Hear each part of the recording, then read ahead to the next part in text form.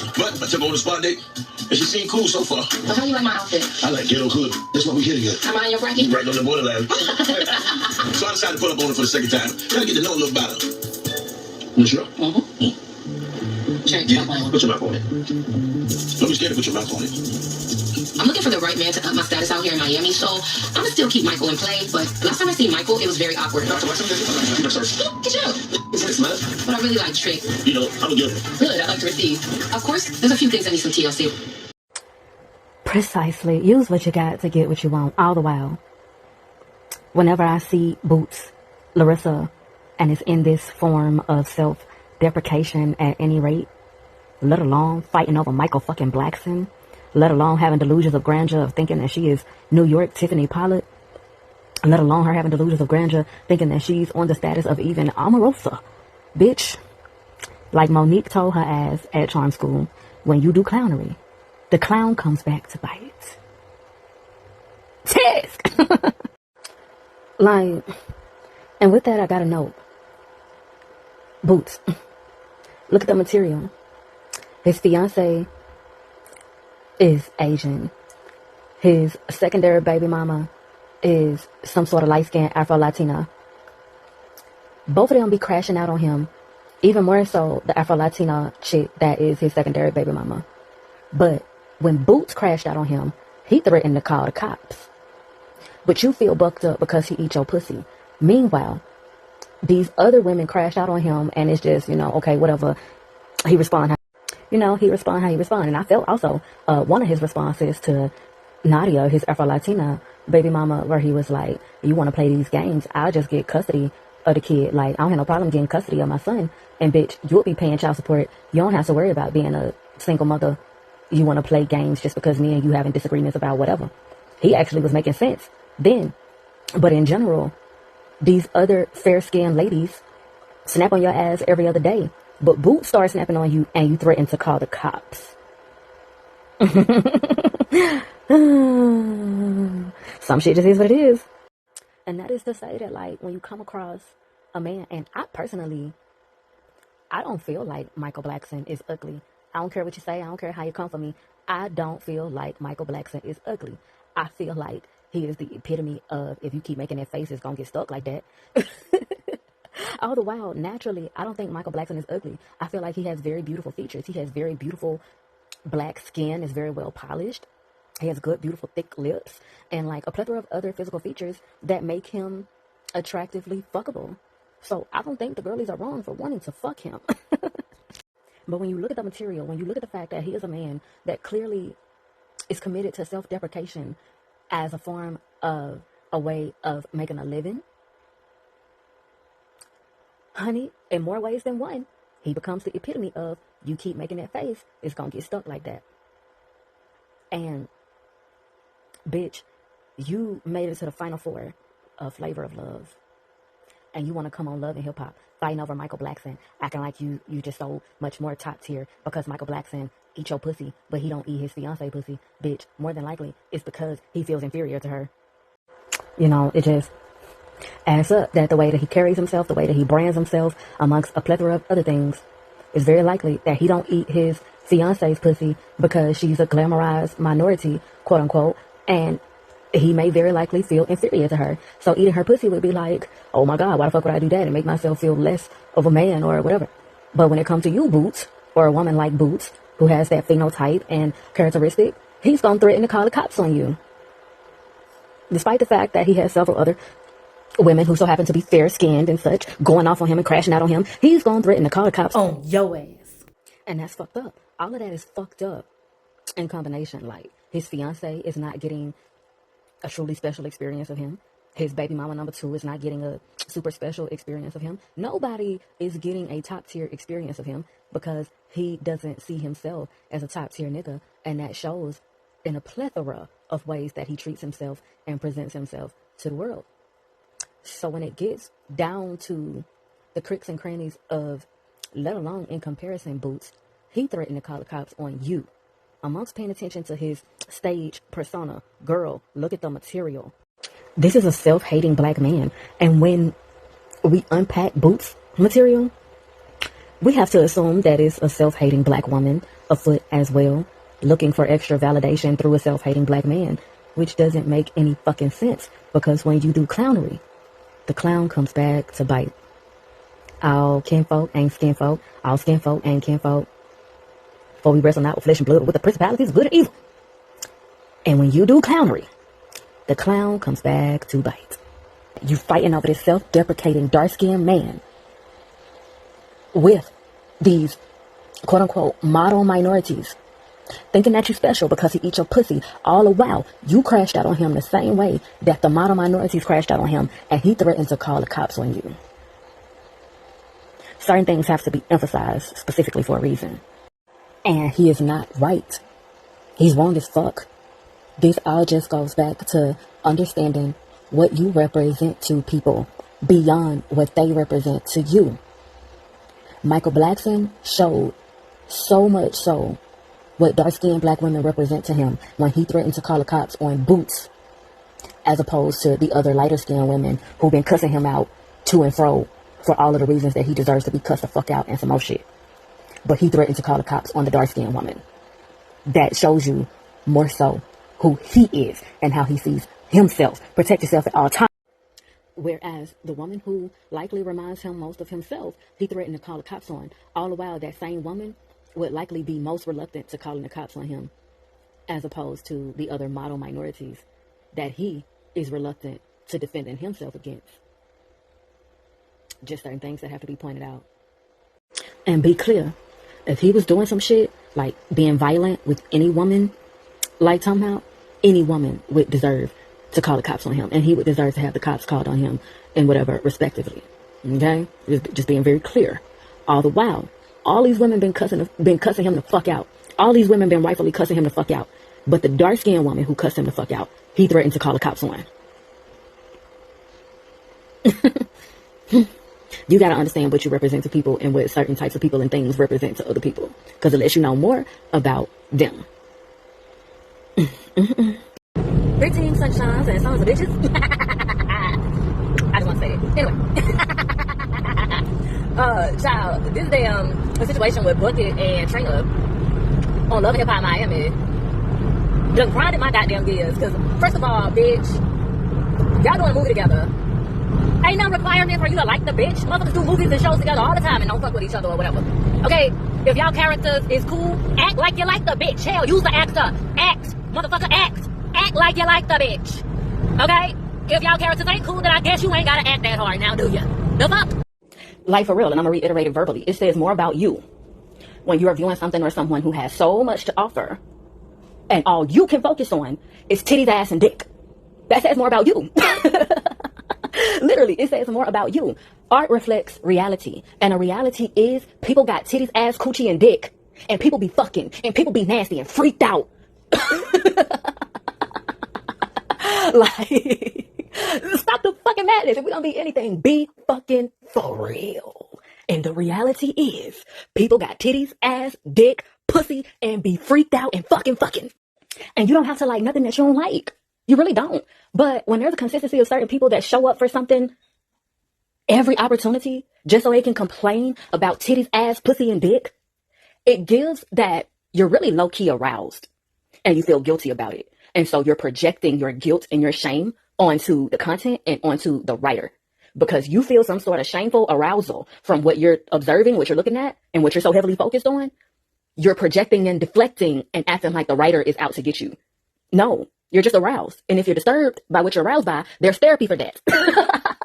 And much like I said in my caption on the post, much like what was displayed in the scene and situation that had to do with Jules doing the painting for the network, so many people are so focused on the fact that she didn't follow some bitch ass rules that weren't even made clear to her in the first place, that you're not peeping, that they totally overlooked how much thought, time, effort, passion, creativity, and beauty was put into that art piece. Also, they could focus on titties and dick and ass. And one of the people was even like, one of the characters in the scene was even like, is she trying to sabotage the show? So because you're hyper fixated on titties and dick, you're now villainizing the artist and acting like she's out to get you. Not to mention the original artist of the portrait, okay? Because the portrait that Jules did was an adaptation. It was a reimagining of a portrait that already exists. It's called Women, it's something like Women with Umbrellas at the La Grande Jatte or something like that. It's by Georges Seurat. And that artist, amongst others of their time period, amongst others in general, have some quite prominent nude portraits. But for some reason, in the 2000s, people are so fucking disturbed by nudity. Like, grow the entire fuck up. Grow like Sydney Sweeney's titties. Not to mention, Jules doing sex work. Her clients made her feel more seen and more human and more valued than that legit work did. Than the people facilitating her legit work made her feel. They dehumanized the fuck out of her. Lexi minimized her creativity to her being trans. They just threw her in the room and said, do this, do what you feel, and then left. Did not check on her for hours just to show up once the work is done to criticize her about titties and dick with no mention of anything good that was within the portrait or anything that they could see that was good. It was so many other things going on with the portrait, and all they could focus on was criticizing titties and dick. They treated her like a whore.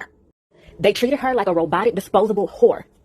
And this ain't about whether it was right or wrong for her to slap the dicks or the big-ass dick that she put on the portrait. As a response to their bullshit, she put a big-ass red dick across the portrait. And be it right or wrong, it's not about whether it's right or wrong, but it is understandable because fuck you with this big-ass red dick, because that's how y'all treated her and that's how y'all treated her work. Like, fuck it, fuck you disposable robotic whore. So you get a big-ass red dick. Big red cock-a-doodle hoe. Everybody get your hoe on. Everybody get your motherfucking hoe on. What? Everybody get your hoe on. Everybody get your motherfucking hoe on. What? Everybody get your hoe on. Everybody get your motherfucking hoe on. What? Everybody get your hoe on. Everybody get your motherfucking hoe on. What? And speaking of Euphoria, amongst people asking me about the Michael movie and shit and certain rabbit hole details associated with him and it and all of the teams. Fuck what you talking about. Fuck what the movie's talking about, the show, all that, whatever. Special focus on Coleman Domingo being just fine and sexy as fuck. This is a handsome, very well orchestrated person.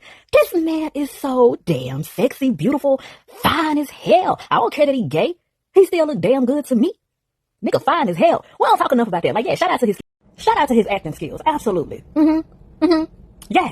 But right now, I'm giving special attention to the way God painted him, the way God put all of his pieces and parts together. That is a beautiful human being. Then he got a nice sense of style at that. And I don't even be swooning over folks like talking about. I don't even be like doing all this like talking about. But he do it for me. I don't know. Yeah. He do it for me. That's a fine, sexy man, child. And y'all talking about him being frightening as Joe and Mr. Now, granted, I'm sure he is. I haven't seen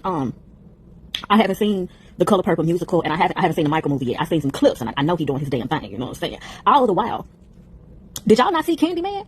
Did y'all not see his performance in Candyman? That's what frightened the fuck out of me. He had me shaking in my motherfucking boots from his performance in Candyman, and still fine as a motherfucker. I also can't help but point out, because I'm sitting here watching the first episode of Euphoria again. And I didn't notice that there's a scene of a chicken being beheaded on the first episode. I find this interesting because I just damn near had a nervous breakdown from seeing it. Just as I felt very strongly about what happened to Paladin. However, I noticed a lot of people only feel bad about what happened to Paladin, the bird. I don't remember if he's a parakeet or cockatoo or parrot or what. But he's somewhere along that tropic bird, Paladin. That was tragic. But a lot of folks, they didn't have no qualms about the chicken. And of course, it's easy to say, well, we eat chicken and da da da da da. But it's still a life. It's still a life. And there's also spiritually kosher manners that you're supposed to handle the animals that are being, prepared for consumption.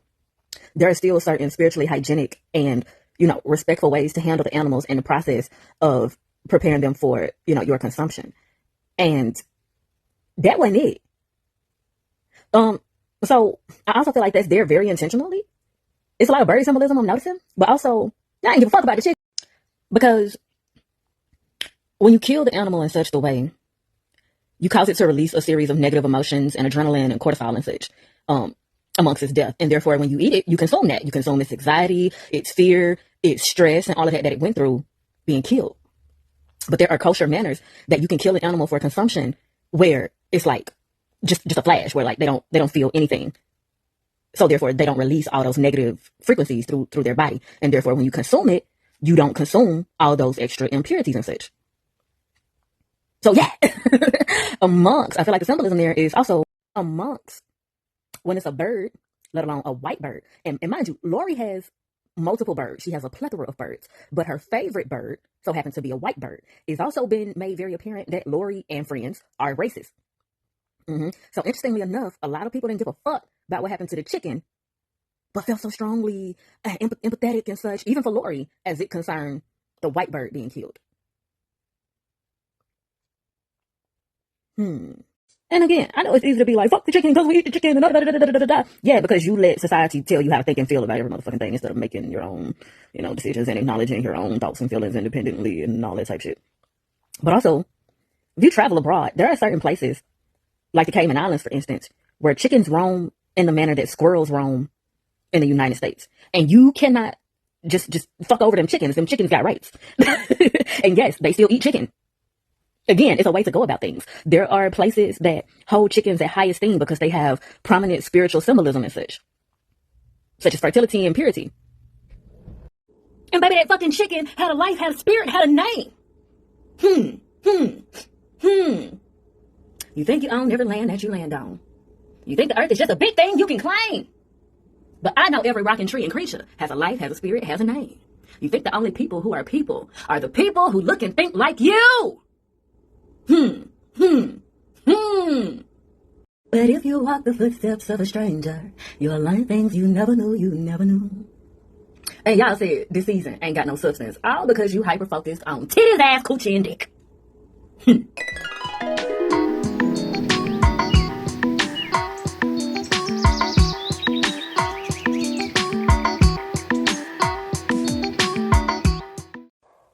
So listen, I had to learn this the hard way several times myself. Be wary of people who hit you up like, you the only person I got. I don't have nobody to call on. You the only person that ain't turned their backs on me. And I'm not talking about people who only have like 3 close people in their life, 2 close people in their life, 4 close people in their life that they can call on, and in certain times 2 out of 3, 3 out of 4 of those people are unavailable because they got jobs and kids or, shit like that. So, they hitting you up and da-da-da. That's not what I'm talking about. I'm talking about people who literally have no one else to call on but you. You are their only friend. You are their last resort. Be wary of those types of people. Be very discerning when it comes to those types of people. Because their circumstances, in combination with your sense of empathy, can be very dangerous for you. Because you may be the only person that they have left. And that may be because they're trash as fuck. And you have a heart of gold to a fault. And they are seeing you as a threshold between their demons and God's calling. And as they've hit rock bottom, your presence in their life is God's grace. But instead of answering the calling for themselves that God is presenting, they are instead calling on you to answer the call for them. And you, 333, as I'm saying this, having the heart of gold that you do, to a fault, even, perhaps, maybe, as given this particular situation, you may do so. You may answer that calling for them. Beyond answering the phone call for them, you may answer God's calling upon them, for them. And then what? End up taking on their karma amongst creating bad karma for yourself because you didn't do your spiritual hygiene and due diligence to make sure that that was truly a calling for you. And you got yourself caught up in intervening on someone else's free will, bad karma, and their own calling from God. And it's not totally your fault, of course, because I'm sure they manipulated you and all this in different ways. And that's why I'm putting this out there.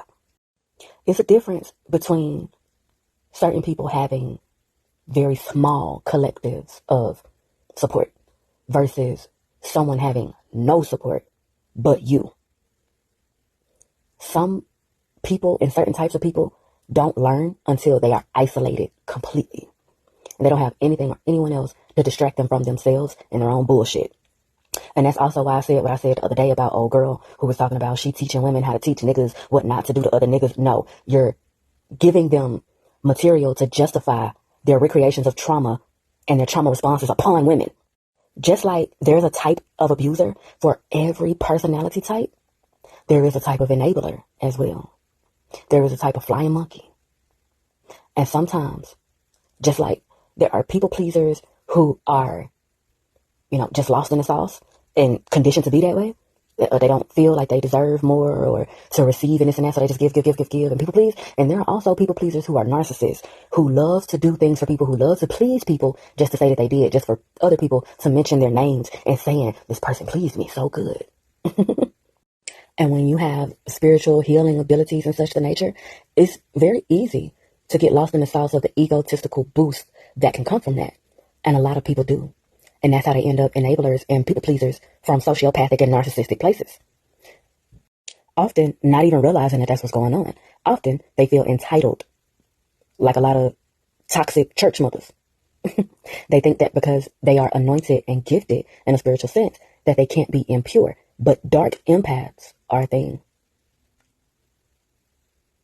Hence, duality, multidimensionality.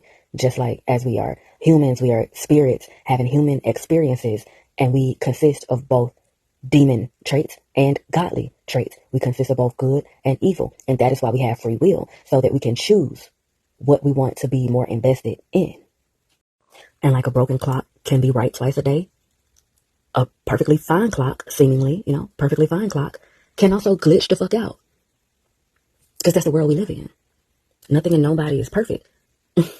And even people who are mostly bad have little sprinkles of good in them that shows up here and there. So, think about sinners and how them vampires came off, right? So yeah, like I said, in situations like this, it can be very easy to be like, oh my gosh, in a desperate situation, I got a Captain Save-A-Ho. But nah, sometimes you need to leave people for the vultures to eat them the fuck up. Because as much as divinely chosen ones can be God's grace, you may also be their last resort for the sake of being God's wrath. And that's the duality of it all. It's a time and a place to be God's grace, and it's a time and a place to be God's wrath. And when you're a divinely chosen one, you have to do that due diligence, that extra due diligence of spiritual hygiene.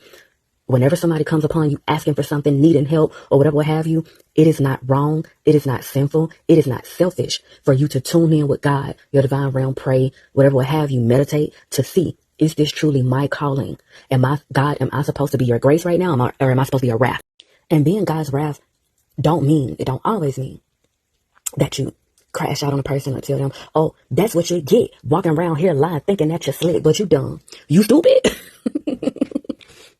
It don't always mean that. Just like protection don't always mean violent defense. You know what I'm saying? Being God's wrath don't always mean that you crash out on a person, go off on them, tell them, oh, this is what you get. You brought this on yourself. I can't do nothing for you. Fuck you if you ever violate fuck about them. No. It don't always mean that. Sometimes it means simply disengaging and getting out of the way for God and the universe to do their bidding.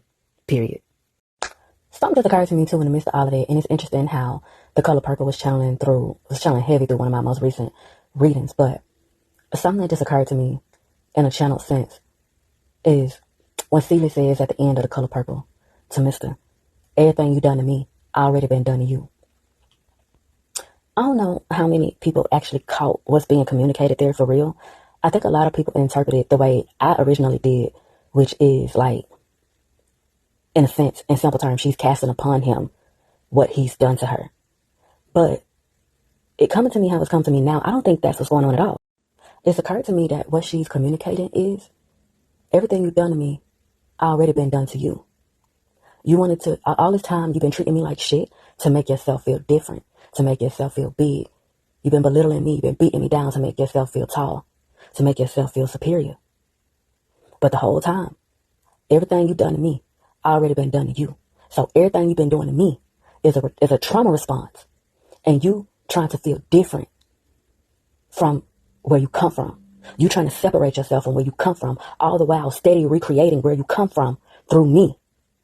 But you think that because you orchestrated it in the sense that you are the rabbit holding the gun, even though it's towards an innocent being, that this makes you bigger, this makes you better, this makes you better.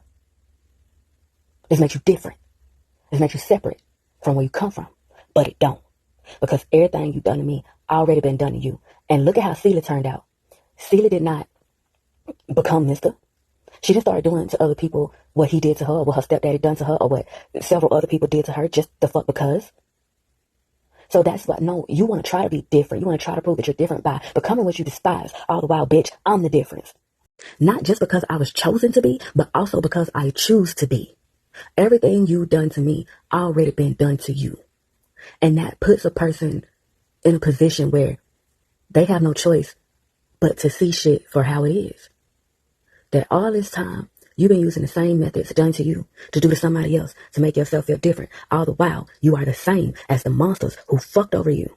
So now that you're at the realization that you're no different from the people who fucked over you and made you feel so small and so terrible and so trash, what you gonna do now? What you gonna do now? And not only are you the same as the monsters that fucked over you, but it evokes this realization that you're also the same as the deprecation that you have bestowed upon this innocent person.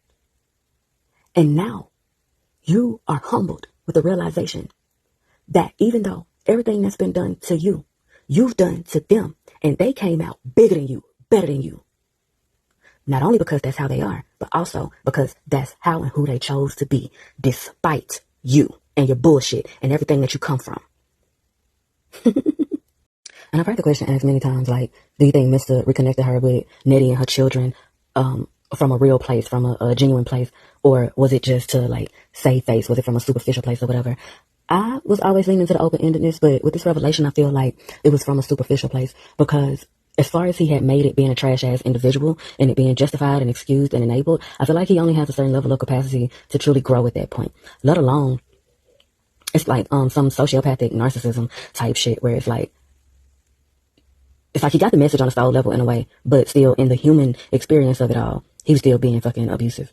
Because it's like that narcissistic thing of wanting any type of credit, where if I can't be credited for your uprise, I want to be accredited for your downfall. If I can't be accredited for your downfall, I want to be accredited for your uprise type shit. And I feel like that's kind of the place that he was coming from I feel like he recognized and sensed the spirituality of what she said to him and how she said it and how she went about it. Like, everything you've done to me already been done to you. And until you do right by me, everything you think about is going to fail. And that's how it played out. So I feel like he was trying to save his own sense of karma as much as he could by doing the least that he could fucking do. Because it would also be different if he wasn't a part of the reason for the separation in the first place. Like, you literally snatched Nettie out of her life and kicked her off and kicked her out and all that shit because you wanted to rape her and she wouldn't let you. I mean, nobody lets rape happen because, that's why it's called rape. But I'm saying, she fought back. You wanted to rape her and she fought back. And so you cast her astray and you created all these barriers for Celia to be isolated. For why? She did nothing to you. She did nothing. She did nothing to anybody. Like, she was a totally innocent being. And you literally just fucking dumped all your fucking trauma, anger, anguish, and everything onto her for no fucking reason. And I feel like the other side of that goes into certain things that's been channeling through my readings as well, that's been talking about karma and the frequency of karma and how some people don't get their bad karma until the people that got the short end of the stick with them or the people who are abused by them and this and that finally own the truth of their experience, right? Because for a long time, Celia thought that the way that she was being treated was just normal, that it was just how she's supposed to be treated because that's just always how she's been treated. But once she realized that there was a difference, when she realized that there were other options and that how she was being treated was abuse and that it was terrible and that she didn't deserve it, she could finally own her truth and claim it in the spirit to declare it in such a way and therefore balance them scales like time out. Because even in the process, and this is how a lot of women get caught up, you're helping them justify their behavior through their trauma. Like, oh, he's just doing this because he got beat when he was 5 by his daddy. Oh, he just treat me like this because his daddy talks him crazy. He treat me like this because he got hit by a car when he was 13. Oh, he just handled me like this because his boss talks him crazy this morning. Oh, he treated me like this because some girl took his chocolate milk when he was in 3rd grade. And you just steady like aid in them and you enable them in justifying their bad behavior and using every discomforting experience that they have in life to justify their bad behavior towards you. But once you get to that realization and owning your truth of no, everything you've done to me already been done to you and I'm not fixing to keep participating with you and justifying this fucking recreation of trauma. Fuck you. And you don't get to sit up and ruin everybody else's life, let alone even just one innocent person, simply because you won't take responsibility for your own damn healing. Fuck you. Because Pete, check it. All that shit happened to Celia, she didn't ever put it on anybody else. Like, there was that one moment where of course, she was talking to no, it was Sophia and Harpo. She had that one moment of being like, well, beat her. That's all she fucking knew. That wasn't coming from a malicious place. That's just all she knew. That's literally all she knew, and it wasn't coming from a malicious place. It was just, that's what the fuck had been done to her.